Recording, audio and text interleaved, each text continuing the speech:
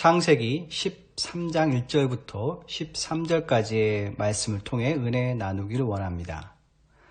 아브라함, 그가 누구입니까? 그는 이스라엘 민족의 시조이면서 믿음의 대명사입니다. 사도 바울은 로마서에서 아브라함의 믿음을 이렇게 칭송했습니다. 로마서 3장 3절입니다. 아브라함이 하나님을 믿음에 그것이 그에게 의로 여겨진 바 되었느니라. 자, 아브라함이 하나님을 믿었다고 하는데 그 구체적인 믿음의 내용이 무엇입니까? 사도 바울은 17절에서 이렇게 얘기합니다. 아브라함이 믿은 바 하나님은 죽은 자를 살리시며 없는 것을 있을 것으로 부르시는 이시니라. 아브라함이 바랄 수 없는 중에 바라고 믿었느니라. 아브라함은 하나님의 능력을 믿었습니다.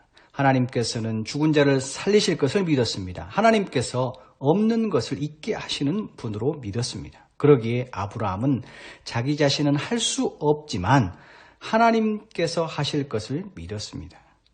구체적으로 19절에서 사도 바울은 이렇게 얘기합니다. 아브라함이 100살이 되어 자기 몸이 죽은 것 같고 사라의 태가 죽은 것 같음을 알고도 믿음이 약하여지지 아니하고 믿음이 없어 하나님의 약속을 의심하지 않고 믿음으로 견고하여져서 하나님께 영광을 돌리며 약속하신 그것을 또한 능히 이루실 줄 확신하였느니라.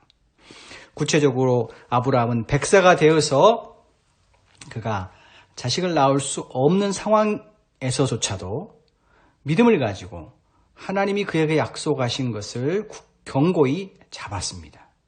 하나님께서 이루실 줄로 믿었던 것입니다. 이게 바로 사도 바울이 아브라함의 믿음을 칭찬하는 이유입니다. 자, 히브리서 기자는 아브라함을 어떻게 칭찬합니까? 히브리서 11장 8절입니다. 믿음으로 아브라함은 부르심을 받았을 때에 순종하여 장래 유업으로 받을 땅에 나아갈새 갈 바를 알지 못하고 나아갔느니라.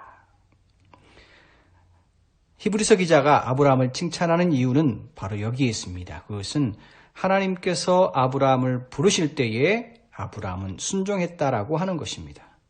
그리고 미래에 어떠한 길로 가야 할지 알지 못함에도 불구하고 하나님을 온전히 신뢰하는 마음으로 자신의 친척 본토 아비 땅을 떠났던 것입니다. 예수님의 친동생 야고보도 아브라함을 이렇게 칭찬합니다. 야고보서 2장 23절입니다. 성경에 이른바 아브라함이 하나님을 믿으니 이것을 의로 여기셨다는 말씀이 이루어졌고 그는 하나님의 벗이라 칭함을 받았느니라.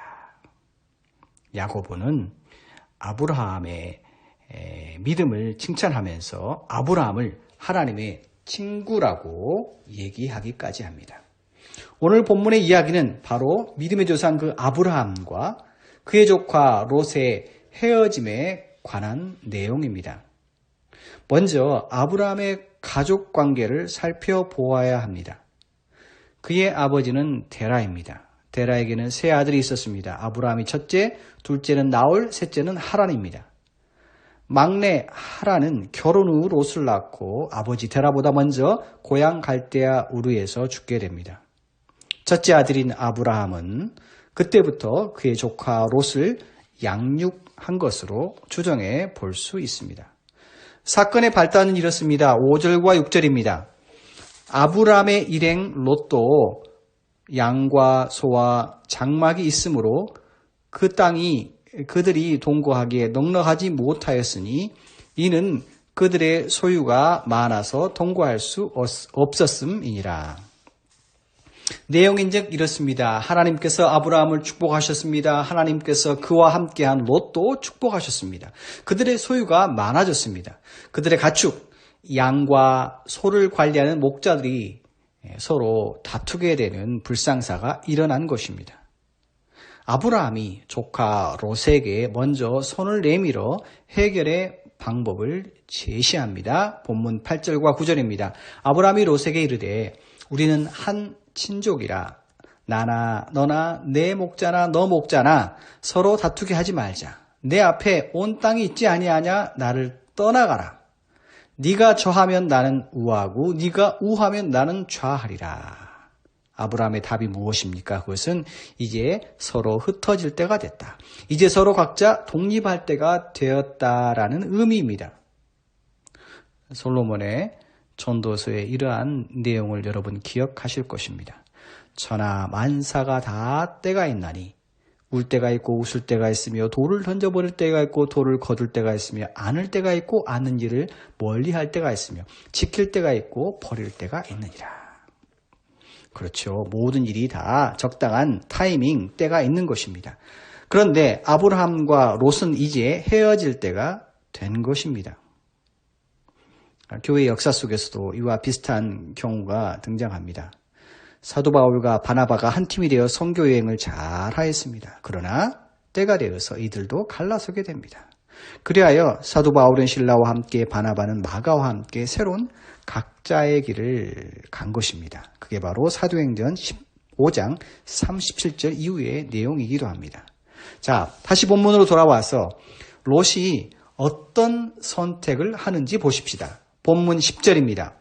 이에 롯이 눈을 들어 요단 지역을 바라본즉 소알까지 온 땅에 물이 넉넉하니 여호와께서 소돔과 고모라를 멸하시기 전이었으므로 여호와의 동산 같고 애굽 땅과 같았더라.